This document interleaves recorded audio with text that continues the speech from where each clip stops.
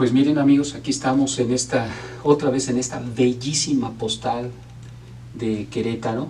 Ustedes están viendo hacia el frente el nuevo edificio de seguridad, que es una maravilla. Ve usted el tipo de construcción. Y pues ahí tenemos las canchas de uno de los colegios de aquí de Querétaro.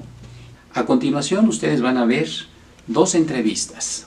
Una con el contador Eric Arteaga, quien nos va a hablar de todos los cambios fiscales que va a haber para 2024, y vamos a tener una segunda entrevista con el licenciado Alejandro Álvarez, quien nos va a hablar de todo lo referente a aduanas y todo lo que hay previo a las aduanas, hoy que estas están administradas, ¿por quién creen ustedes? Ya lo saben, por militares.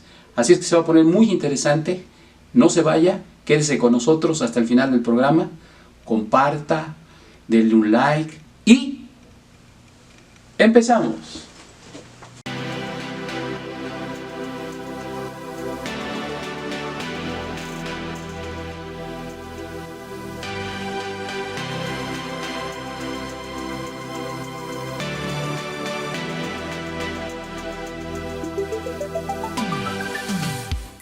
Mario Eric Anaya Arteaga es contador público licenciado en Derecho. Cuenta con un diplomado en Contribuciones Fiscales, una especialidad en Derecho Fiscal y 2 maestrías. Actualmente es doctorante en el Instituto de Especialización para Ejecutivos, además de haber sido nombrado recientemente como presidente de la Asociación de Fiscalistas del Estado de Querétaro. Eric, gracias por tu tiempo, por esta entrevista. Sé que andas ahora muy correteado, ahora con tu cargo como presidente de la Asociación de Fiscalistas del Estado de Querétaro, y pues con todas las responsabilidades que tienes de tu despacho contador, y pues aparte te aventaste a hacer un grado de doctor, ¿sí? Que creo que ya lo terminaste prácticamente los créditos, ¿verdad? Así es. Entonces, pues no es poco, ¿verdad? Hay mucho que hacer, y meter una entrevista de personas y negocios, pues no muchas veces es fácil, cosa que te agradezco infinitamente. No, Sergio, pues muchas gracias por la invitación. Como bien señalas, tenemos actividades que desarrollar ahorita con el actual cargo de la Asociación de Fiscalistas del Estado de Querétaro, un compromiso social con nuestros profesionistas, nuestro gremio, la sociedad y gobierno en general, pero trataremos de trabajar lo que a nuestro alcance, capacidad y tiempo nos lo permita, Sergio. Tampoco podemos prometer más de lo que nuestras capacidades como ser humano nos lo permiten, pero siempre con la entrega y convencidos de poder hacer un buen papel. Como siempre te distingue, ¿no? Cumpliendo con todo, ¿sí? Ah, adelantándote. Muy bien. Cuando septiembre, octubre, cuando ya tenemos la información de la ley de ingresos, egresos, pues ya es próximo a esperarse las famosas reformas fiscales, ¿verdad? Así es. La miscelánea fiscal, las declaraciones, etcétera, etcétera, ¿no? Y es tradicional en este programa, así como también en Ser Capaz, en tu despacho, ¿verdad? Pues estar llevando a la gente, pues, qué es lo que va a haber de cambios para cada uno de estos años. Me parece que ahora la gran noticia, auditorio, es que la noticia es que no hay noticias. Ajá. Exacto. Prácticamente. Es decir, que en este caso no hay incrementos de otros impuestos ni mayores tasas impositivas. Ajá. La pregunta es que cómo le va a hacer el gobierno, ¿verdad? Que se presume va a seguir siendo la misma bandera, ¿verdad? Para este sexenio. ¿Cómo le va a hacer para sufragar todos los compromisos que tiene como Estado, no obstante que no hay incremento de impuestos? ¿Qué te parece si por ahí empezamos? Sí, muy bien, Sergio. Sí, es la pregunta obligada que nos estamos haciendo en estos días. El sexenio ha estado teniendo alzas recaudatorias en esta gestión, derivado aún incluso de que hubo de por medio una pandemia, que hubo baja de la actividad económica. Aún así el incremento en los impuestos, en la recaudación, fue en aumento. Gran parte, hablando meramente de recaudación de impuestos tributarios, el gobierno ha lanzado programas para lo que es el control de la evasión, la elusión fiscal. Entre esas medidas adoptadas, pues está la eliminación de la compensación universal, la eliminación de las condonaciones de impuestos. Por ahí ha aumentado en demasía lo que son sus facultades como autoridad fiscal, principalmente las de gestión, que le llamamos, porque hay facultades de comprobación y facultades de gestión, y las de gestión implican no necesariamente una resolución, algo contra el que impugnar nosotros como contribuyentes, sino son medidas de control, de vigilancia, de seguimiento para la recaudación, y le ha estado funcionando mucho al Estado, en este caso al SAT, para aumentar la recaudación.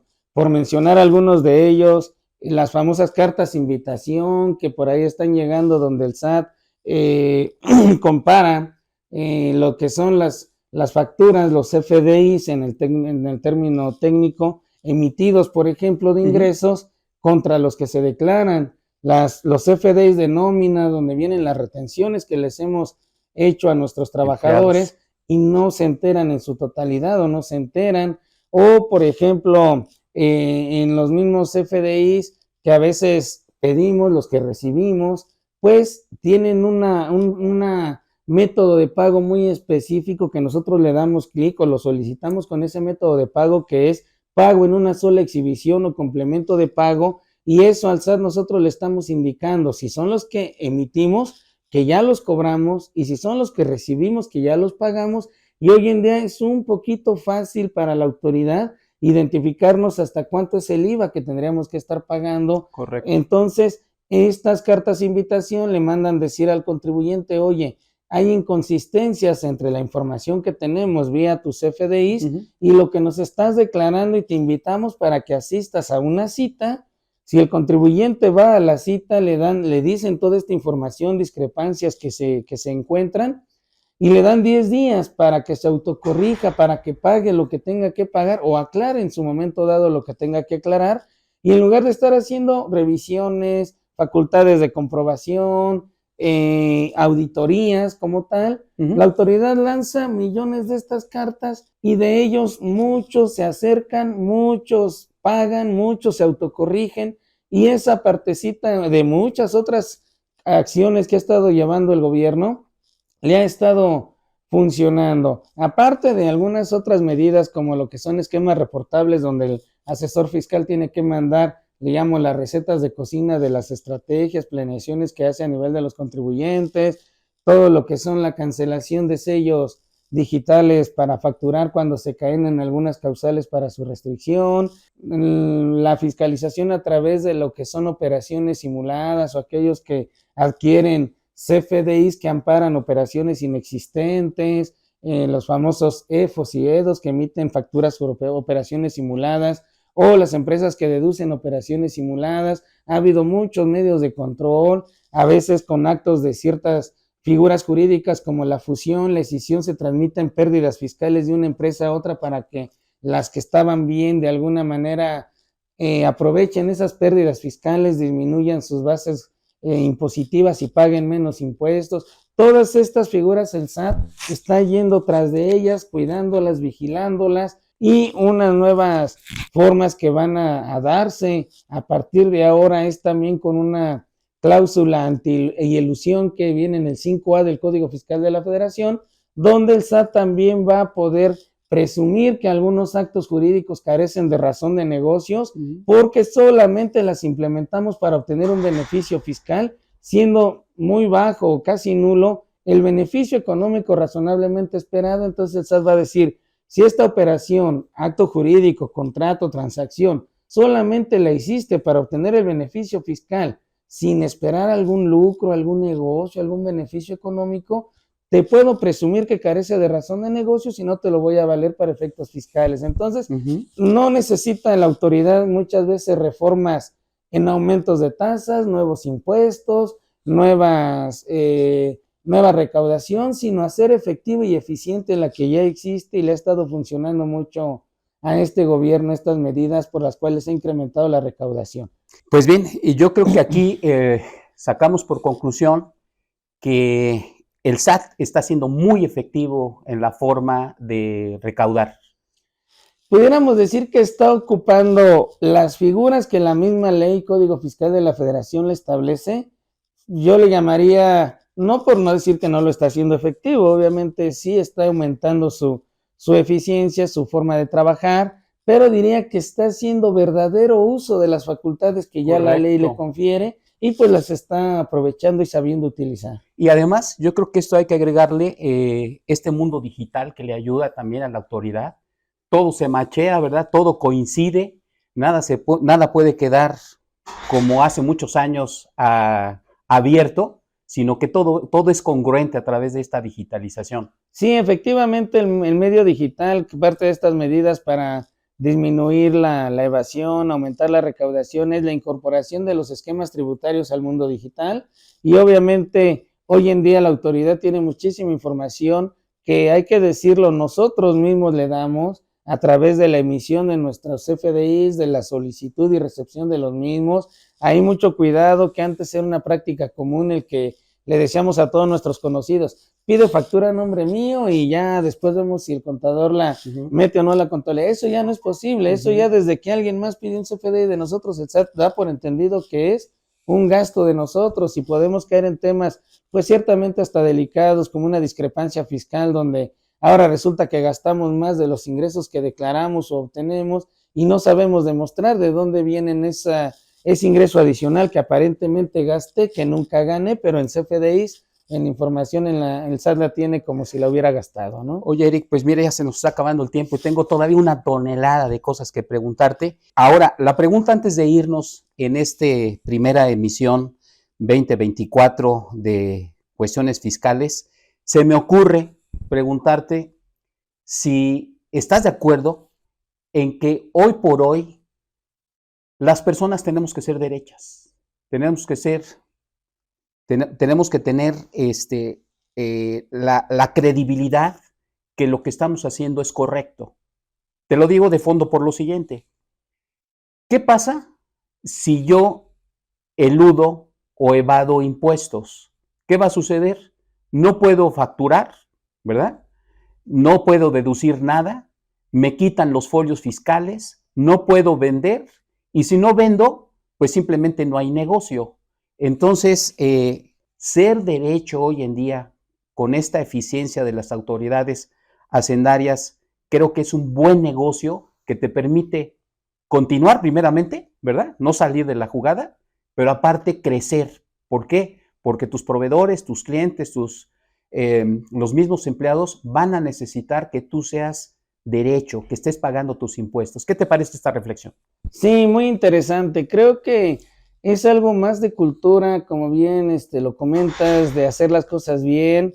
Hemos de decirlo, cuesta trabajo, pero nos falta mucha cultura tributaria en México. Hemos hecho por ahí trabajos donde queremos que se pongan algunas materias, incluso desde primaria, como civismo, algo así en este tema tributario, porque finalmente es un mal necesario si lo queremos ver así. Y la recaudación no es de ahorita, es desde que el hombre vive en sociedad y se tienen que generar gastos comunes como sociedad. Es necesario todos aportar para la sociedad. En los pueblos donde luego venimos es a nivel de un delegado, se cooperan para un bienestar común. O sea, la recaudación más que allá, pues no es un impuesto, le llamamos la cooperación. Claro. Pero eso es tributar para el gasto público. Y si no estamos conscientes desde pequeños que vivimos en sociedad a través de un gobierno y que hay gastos comunes y que todos tenemos que cooperar para ese gasto en común, pues no tenemos esa cultura entonces de tributar. Y necesariamente es tributar para que el gobierno ejerza ese gasto público, que ahí es donde luego hay un poquito de descontento entre la sociedad, cómo se distribuye ese gasto público, ¿no? Sin embargo, bueno, para eso son los programas, para eso son los paquetes económicos, para decir cómo se piensa recaudar y cómo se piensa gastar.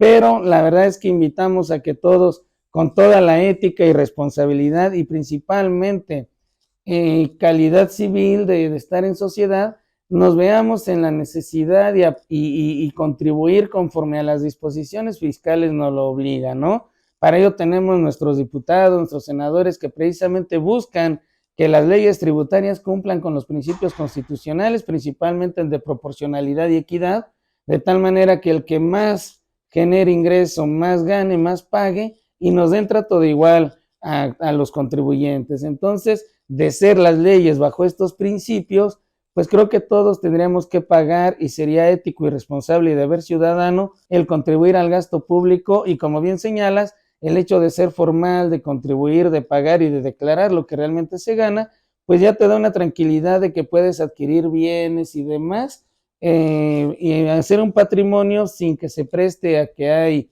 una posible lavado de dinero, una posible defraudación fiscal y que pues finalmente vienen de origen lícita tus recursos. Y dormir tranquilos.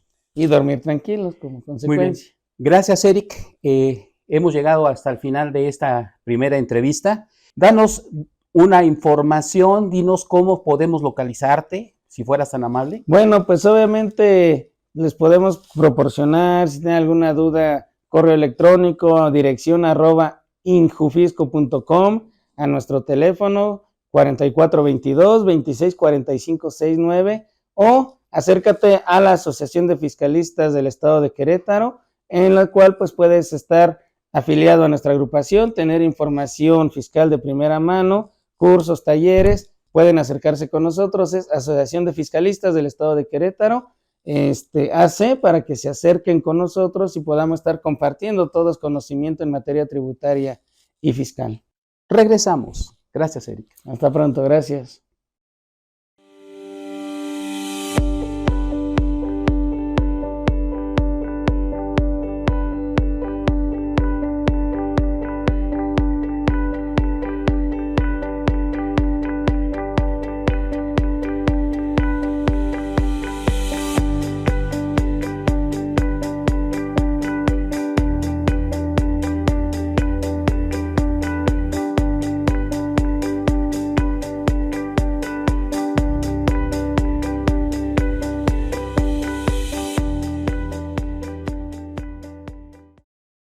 Alejandro Álvarez es director de la agencia de comercio exterior Global Vendor. Bienvenido. ¿Qué tal, amigos de Personas y Negocios? Pues aquí estamos de nuevo. Y pues, hombre, miren, ya tenemos con nosotros a un excelente invitado. Es el licenciado Alejandro Álvarez, que tiene su correduría, ¿verdad?, de comercio exterior. Es un experto en cuestiones aduaneras. Y pues bueno, entre otras cosas, se le da muy bien la parte de platicar con el público por la experiencia docente que tiene, que nunca lo ha dejado. Así es que, Alejandro, ¿qué nos platicas?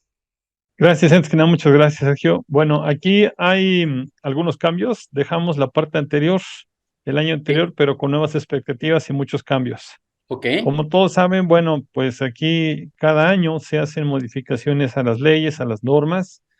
Y bueno, México no es la excepción. Entonces, bueno, primero, para todos aquellos que finalmente estamos conectados de forma global, pues importamos algunos insumos a lo mejor, exportamos algunos productos terminados, es decir, cuando buscamos mercado, es importante conocer todas las partes que se desarrollan. Y uno de los puntos determinantes es entender cómo funcionan las aduanas, ¿sí? Esto es clave. ¿Por qué? Porque si yo a lo mejor pido algo, voy a poner un ejemplo, ¿no? A ver, yo necesito algo aunque sea muy sencillo, de Mercado Libre o de eBay. Yo quiero comprar una computadora y de repente llega aquí a la aduana, me hablan y me dicen, ¿sabe qué? No cumple con la norma y va para afuera, ¿sí? Entonces, hemos tenido problemas de ese tipo, situaciones desde gente que quiere importar cosas muy sencillas, desde una computadora, sillas para montar, hasta insumos para el producto que se tienen y no saben o desconocen por qué su producto no puede entrar. Así sean compras muy sencillas en Mercado Libre. Dicen, bueno, mi mercancía ha sido retenida, ¿por qué? ¿Vale? Entonces, es importante entender esta parte. Y segundo, cuando yo voy a exportar, pues, ¿qué tengo que cumplir? Por ejemplo, si yo voy a exportar un producto que a lo mejor tiene azúcar, pues tengo que entender que hay países que van a poner algunas limitaciones. O Estados Unidos, bueno, inclusive Estados Unidos da incentivos. Bueno, tienes un producto con azúcar, entro a un programa que me permite facilitar.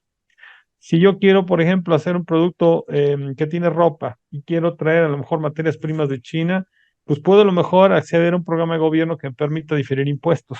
Entonces aquí la parte fundamental del medio del asunto es cuando nosotros tratamos de hacer negocios al extranjero, hay que entender, por una parte, que si yo voy a exportar, pues también cómo son mis clientes y qué me piden. Y también que tengo que cumplir con lo que yo voy a exportar.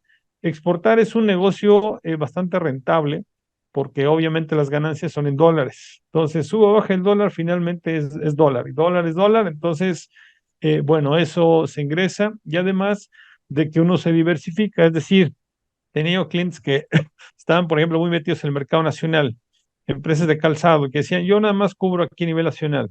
Viene una crisis, estaban a punto de quebrar.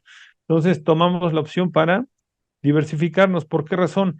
Porque obviamente esto te permite crecer. El momento que te diversificas, te permite prácticamente extender todos tus negocios para el extranjero. Voy a poner un ejemplo muy puntual de una empresa que supo administrarse bien.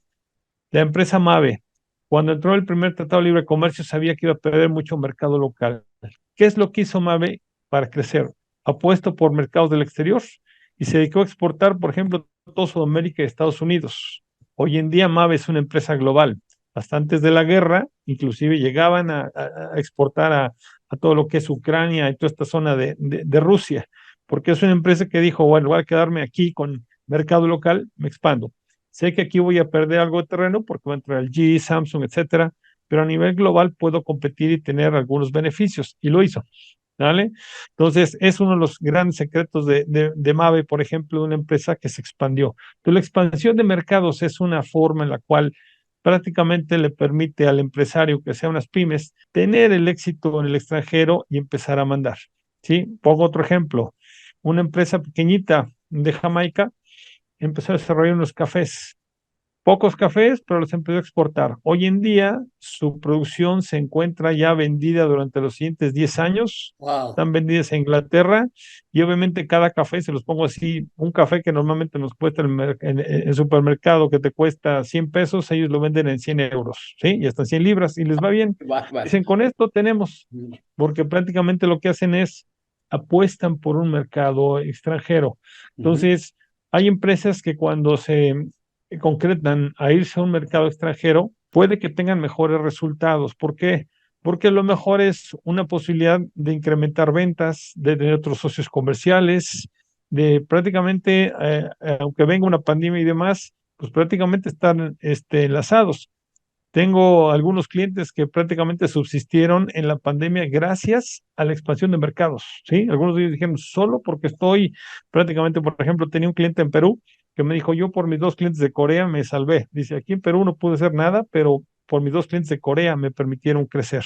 Entonces, cuando uno se expande, tiene esa ventaja o la posibilidad de prácticamente tener otros mercados. Y bueno, recordemos que aquí en América Latina tenemos la situación de que hay mucha, ¿cómo decirlo? Hay mucho movimiento de lo que es las economías que a veces no permiten que haya una estabilidad y que prácticamente podamos contar con algo de desarrollo como lo hacen en primer mundo. Entonces, ante ese tipo de cosas, una de las sugerencias es, bueno, pues diversifícate, prácticamente empieza a exportar y te va a ir bien. Y en el caso de las importaciones, pues muchos de los insumos que necesitamos no se hacen aquí, ¿sí? Por ejemplo, desde botellas hasta empaques y cosas que no hay, se tienen que traer del extranjero. Mucha de la maquinaria se trae del extranjero. Cuando algunos gobiernos dicen, no, es que no necesitamos importaciones, la realidad es que sí se requiere, porque no todo se hace aquí, ¿sí? Hay veces que, por ejemplo, necesitas una impresora que solo se hace en Estados Unidos o Japón, ¿sí? O que se hace en Alemania. Este tipo de cosas se tienen que hacer desde cosas muy pequeñas hasta cosas muy grandes. Pongo un ejemplo. Si alguien, por ejemplo, es padre de familia o madre de familia, se encontrará que algunas fórmulas, o la mayoría de las fórmulas, el 95% de las fórmulas que venden en farmacias son importadas, vienen de Holanda, Alemania y demás. Es decir, todos los países requerimos de una importación y una exportación porque no Correcto. todo se produce en el mismo país.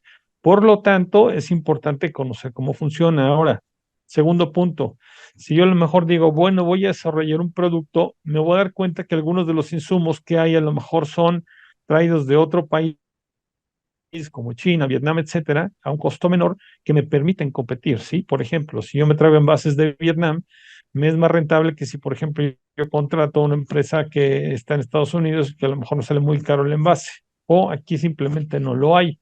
Entonces, ante este tipo de cosas, pues bueno, importo algo, importo el insumo, produzco y luego exporto o vendo mercado nacional. Que por lo que estás diciendo, y ya lo habíamos comentado como una conclusión de otras intervenciones en el programa, que comprar y vender fuera de nuestro país, esto es parte de nuestra planeación estratégica, esto es parte de tener un aliado estratégico para poder desarrollarnos de otra manera, vamos a decir, ya sea comprando insumos o vendiendo en alguna latitud donde nos requieren nuestros productos. Es un aliado estratégico. Entonces yo creo que esto es parte otra vez de la cultura del empresario mexicano, que siempre, bueno, siempre pues quiero decir, pero muy seguido estamos abarcando hasta donde llega la punta de la nariz, ¿verdad? Y no más allá, sabiendo que hay todo un mundo alrededor donde podemos hacer negocios estratégicos. Entonces, nada más apuntalar esta parte, Alejandro, pero aquí viene lo que nos dice incluso gente del auditorio.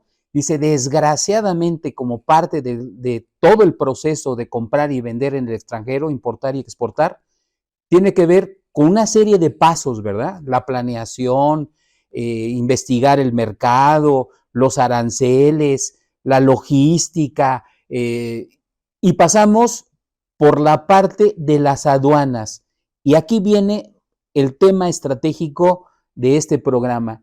¿Qué está pasando actualmente en finales de 2023, inicios 2024? ¿Qué está pasando en las aduanas, Alejandro, como parte de todo este proceso de exportar e importar, si fueras tan amable? Bien, ok, punto. Ya nada más para terminar dos cosas. Uno, Sí. En la parte de exportación, yo inclusive pongo el ejemplo de que no se necesita ser MAVE para exportar. Pongo el ejemplo algo muy concreto. Tengo un exalumno que él, estando en quinto semestre, él llegó y me dijo, oiga, maestro, fíjese que tengo muchos clientes en Sudamérica, yo hago rompecabezas y los exporto, ¿cómo le hago? Y prácticamente tenemos una pequeña asesoría y empezó a exportar, se dedicaba a exportar eso a Sudamérica. Entonces a lo que voy es, no se necesita tener una gran infraestructura para poder empezar operaciones, es decir, con algo muy sencillo. Ahora, la parte de las aduanas. Bueno, aquí hay algunas cuestiones que hay que entender. Primero, la parte ha habido muchos cambios desde el gobierno actual. Se desapareció la agencia de promoción de comercio exterior que teníamos, que era ProMéxico. Lo asumió en teoría Secretaría de Economía y bueno, se creó, ya no existe la antigua AGA, lo que era la Administración General de Aduanas, se crea la ANAM y entonces empieza una serie de cambios, ¿sí? Uno de los objetivos del gobierno actual es tener un control distinto a lo que tenían los gobiernos anteriores. ¿Qué significa esto? El gobierno actual se apoya mucho a los militares. Entonces, actualmente las 50 aduanas que tenemos en el país ya están prácticamente, quien las controla son militares. Es decir, ustedes pueden ir a la aduana, se van a encontrar que el encargado de la aduana ya no es una persona de comercio exterior. Va a haber gente, hay notificadores, hay gente que trabaja en la aduana, incluso el departamento legal de la aduana, pero no son el encargado, finalmente el que maneja la dirección de la aduana es finalmente lo que es, en este caso, por ejemplo, lo que serían los militares. Y algunas divisiones de permisos y demás se han movido. Pongo el ejemplo. Para permisos de importación y exportación de alimentos, en muchas ocasiones se requiere de la COFEPRIS. La COFEPRIS en teoría está en Ciudad de México, entonces muchos permisos ya no se hacen en COFEPRIS Ciudad de México, se hacen en Veracruz. ¿Sí? Y dicen, bueno, yo estoy en Manzanillo, voy a hacer un permiso. Bueno, se tiene que hacer, obviamente se hace en ventanilla única, pero quien resuelve, o la dirección que resuelve está en Veracruz. ¿Sí? Es decir, a lo que voy es, ha habido muchos cambios estratégicos y una de estos cambios es que prácticamente los militares son quienes controlan las 50 aduanas. Entonces, las reglas de operación que en teoría están marcadas, y aunque hay muchos cambios que se dan por reglas misceláneas y demás, aunque están ahí, muchas de ellas operativamente no llegan a desarrollarse en el mejor modo posible. ¿Por qué? Porque muchos de los militares tienen una formación distinta, una educación distinta a lo que es un agente de comercio exterior. En resumen, podríamos decir si actualmente está siendo tan eficiente como lo era sin los militares, o es menos eficiente, o quizás con esto tenemos que ya se controla más, sobre todo, ¿no? Esa parte de mercancías que no son legales y que de alguna manera yo creo que es parte del objetivo de que estén los militares. ¿Cómo resumirías el que esté administrado por militares las aduanas? Si fueras tan amable, Alejandro. Bien, para resumir rápidamente, el control de los militares tiene otro criterio. Entonces, a veces las reglas de operación son unas, pero ellos aplican otras. Por ejemplo, si yo quiero importar algo muy sencillo, sillas de montar, como nos ha pasado, llegan, por ejemplo, tenía un cliente que importaba sillas de montar y se las detenían. ¿Qué tiene de malo? No tiene de malo, simplemente los militares lo ven distinto. Entonces, ante este tipo de cosas, es importante siempre apoyarse en la gente que está muy cerca de comercio exterior porque tiene que cumplir una serie de normas. Entonces, tiene que acreditar unas normas, tiene que hacer una serie de cosas que como no se hizo por desconocimiento, prácticamente quedaron ahí. Entonces, lo que se sugiere es primero, antes de importar o exportar, una asesoría para ver qué puedes hacer y qué no puedes hacer para evitar, por ejemplo, que te retengan la mercancía o te la dañen, te la roben, te la desaparezcan, o inclusive te traten de imponer lo que se llama un PAMA, que es prácticamente un procedimiento administrativo en materia aduanera. Entonces, para evitar ese tipo de condiciones, siempre es establecer una planeación correcta. Si se hace la planeación, funciona. Obviamente hay cambios y obviamente hay que adecuarse a los cambios. Si es posible, sí es posible. ¿Es más complicado? Sí, sí es más complicado. O sea, la realidad es que se complicó, porque la parte humana es un poco más compleja, ya no es tan técnica, sino también la parte humana. O sea, el militar es distinto. Pues yo creo que has resumido bastante bien, ¿verdad? ¿Qué está pasando ahorita por las aduanas? En una palabra, que queda a criterio de ellos ejercer las reglas de operación, y esto es un gran cambio. Oye, danos tus datos donde te podamos localizar, donde el auditorio haga preguntas que siempre son muy copiosas en tu giro. Nuestra compañía se llama Global Vendor. Tenemos presencia en 76 países y con aliados estratégicos y trabajamos todo lo que son operaciones de comercio internacional. Aquí les paso el WhatsApp, 442-178-5044. Gran abrazo, mi estimado Alejandro, y ojalá que pudiéramos contar con tu presencia muy pronto, ¿verdad? Lo vamos a requerir. Claro que sí. Gracias, Sergio. Al auditorio. Hasta luego. ¡Hasta la próxima!